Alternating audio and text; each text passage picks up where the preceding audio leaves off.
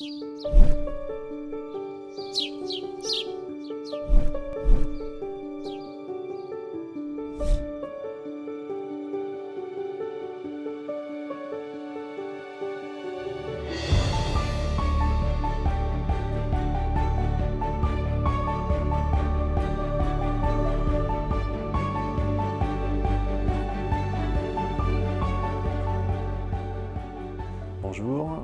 je suis Jérôme Langrand, je suis médecin toxicologue et chef de service du centre antipoison de Paris à l'hôpital Fernand Vidal.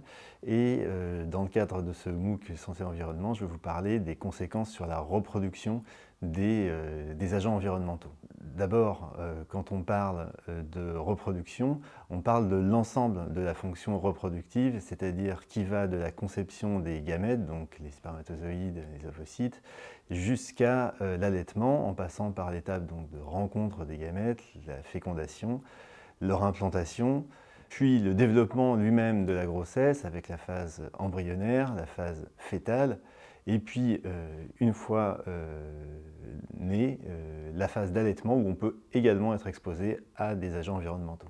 Quand on parle d'effets sur la reproduction, il faut savoir de quels effets on parle. Alors, les effets ils peuvent arriver justement à chacune de ces différentes étapes.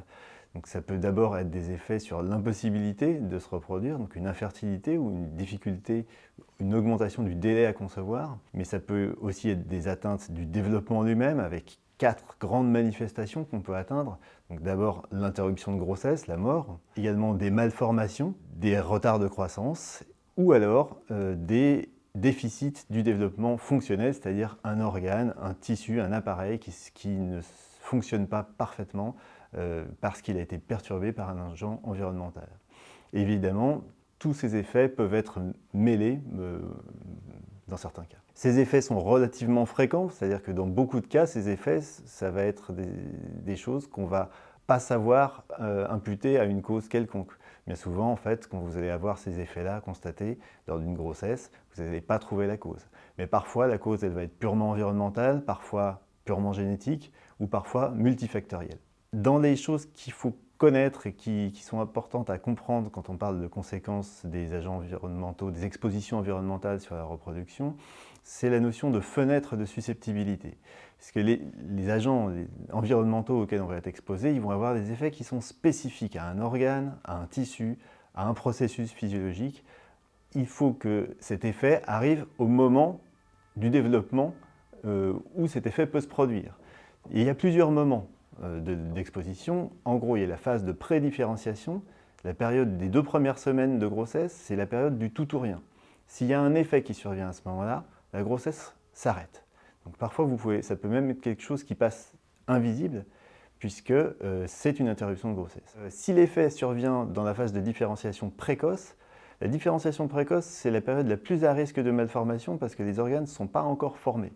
Donc si jamais ça survient à ce moment-là, c'est-à-dire les semaines en gros 3 à 8, eh bien, les effets peuvent être, évidemment peuvent être la mort, mais peuvent être également des malformations majeures, parce que c'est la grosse différenciation des organes. Si jamais les effets arrivent dans la 3e phase, la différenciation tardive, qui est la maturation fonctionnelle des organes pour la plupart du temps, c'est-à-dire à partir de la 9e semaine, là, vous pouvez également avoir des malformations, mais souvent d'intensité moindre, et qui seront, contrairement à celles survenant en phase de différenciation précoce, peu détectables à l'échographie. Et puis surtout, vous allez avoir une perturbation du fonctionnement des organes ou des appareils qui sont concernés. Donc vous voyez, il y a des périodes de susceptibilité qui sont réelles, tissu par tissu. Pour ce qui est non pas des malformations, mais des retards de croissance, eux, c'est le contraire, puisque le gros de la prise de poids pendant la grossesse se fait plutôt sur la phase fœtale, donc les 2 derniers tiers, on va dire, de la grossesse. Là, c'est plutôt si un effet survient pendant cette période-là qui va plus facilement induire un retard de croissance. En gros, ce qu'il faut comprendre, c'est que le risque dépend aussi de l'exposition. Quelle exposition vous avez aux facteurs environnementaux? Le fait de la présence d'un danger ne veut pas dire qu'il y a un risque forcément de survenue des effets. Tout dépend de l'exposition. Comme on l'a vu, du moment de l'exposition, si jamais vous êtes exposé à une substance qui va empêcher le développement des membres, mais que les membres sont déjà formés, bon, il n'y aura pas d'effet. Par contre, si jamais ça survient en semaine 4 ou en semaine 5, là, effectivement, il y a un vrai risque de survenue de ces malformations-là. Ça dépend également de la voie d'exposition. Il y a des voies d'exposition qui exposent réellement l'embryon et le fœtus, et puis d'autres moins. Et puis ça dépend énormément du niveau d'exposition, puisque beaucoup des effets dont on parle là sont des effets à seuil de toxicité. Et donc, en dessous d'une certaine concentration, d'un certain niveau d'exposition, il ne va rien se passer. Et au-dessus d'un certain niveau d'exposition, là, les effets peuvent survenir. Donc ce n'est pas parce qu'il y a un danger qu'il y a forcément un risque. Mais les effets des agents environnementaux peuvent également survenir pendant l'allaitement, puisque l'enfant va être exposé aux agents environnementaux via le lait de sa mère. Et ça peut induire également des retards de développement, notamment développement psychomoteur pour beaucoup de substances. Et on va voir au travers d'un exemple que dans ce cas-là, tout est une question de balance bénéfice-risque pour savoir s'il est préférable d'interrompre l'allaitement ou si les bénéfices de l'allaitement l'emportent sur les risques encourus. Quelques exemples pour rendre ça plus parlant, on va dire. On va rester sur l'allaitement. L'allaitement est par exemple l'exposition au mercure. Le mercure, en tout cas le mercure qu'on appelle organique, c'est du mercure qu'on mange principalement, auquel on est exposé tous, principalement par notre alimentation et du fait de notre consommation de produits de la mer. On en mange tous, et le principal effet du mercure organique, c'est la perturbation du développement intellectuel. C'est un effet qui est bien montré, notamment dans les populations qui mangent beaucoup de poissons, et qui a un effet neurotoxique corrélé à une exposition in utero. Donc quand la mère est exposée au mercure organique, il peut y avoir des effets sur l'enfant. Et comme on a vu, tout est une question de balance bénéfice-risque, puisqu'il y a des bénéfices de l'allaitement, mais il y a aussi un allaitement qui vous expose à ces facteurs environnementaux, par exemple là le mercure organique. Et le bénéfice-risque a été évalué dans ce cas précis, avec même des concentrations de référence dans les cheveux de la mère ou dans le sang de la mère, qui sont des concentrations au-delà desquelles il est préférable de diminuer son exposition avant de commencer une grossesse. Et en dessous de ces chiffres-là, eh ben, le bénéfice de l'allaitement l'emporte largement sur les risques encourus en cas d'exposition au mercure par voie d'allaitement. Donc ces chiffres-là, c'est 2,5 microgrammes par gramme de cheveux chez la mère et puis 10 microgrammes par litre dans le sang de la mère. C'est un exemple.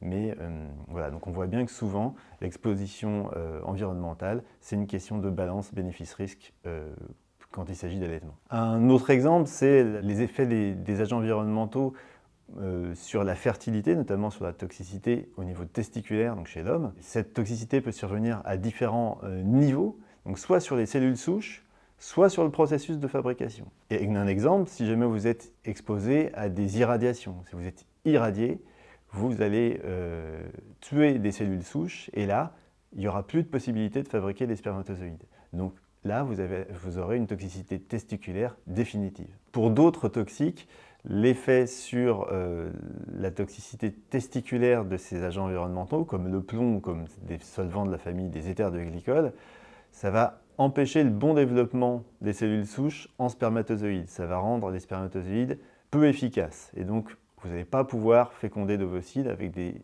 spermatozoïdes et ça va engendrer des infertilités, des augmentations du délai à concevoir. Donc ça, c'est le cas de beaucoup de toxiques, je vous ai dit, comme le plomb, les éthers de glycol et d'autres. Par contre, à partir du moment où vous n'êtes plus exposé à ces substances-là, ce sont des effets qui sont réversibles. Donc, en cas d'arrêt de l'exposition, vous récupérez une fonction testiculaire correcte. Un autre exemple, cette fois-ci pendant la grossesse, c'est les effets du plomb pendant la grossesse. Le plomb, on est tous exposés un petit peu au plomb pour certains et puis beaucoup au plomb pour d'autres. Il y a différentes sources de plomb dans notre environnement. Et quels sont les effets connus du plomb pendant la grossesse? Eh bien, c'est comme on a dit tout à l'heure, à différents moments, et notamment les avortements, les accouchements prématurés, et ça arrive pour des plombémies qui sont supérieures à 250 microgrammes par litre.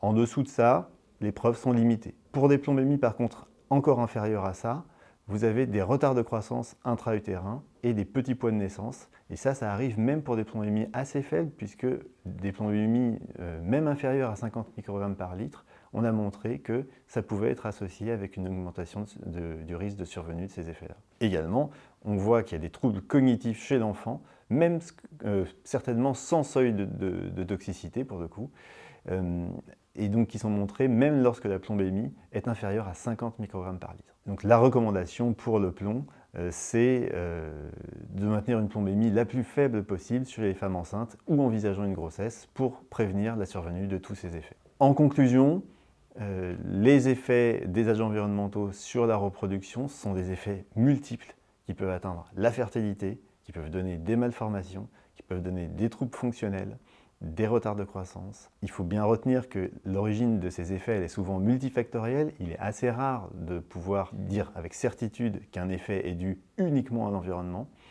puisqu'il y a aussi la génétique et puis parfois des facteurs qu'on ne maîtrise pas. Et il faut bien comprendre que le risque dépend de la nature réelle de l'exposition, le moment de l'exposition, l'intensité de l'exposition et le toxique lui-même. Merci pour votre attention.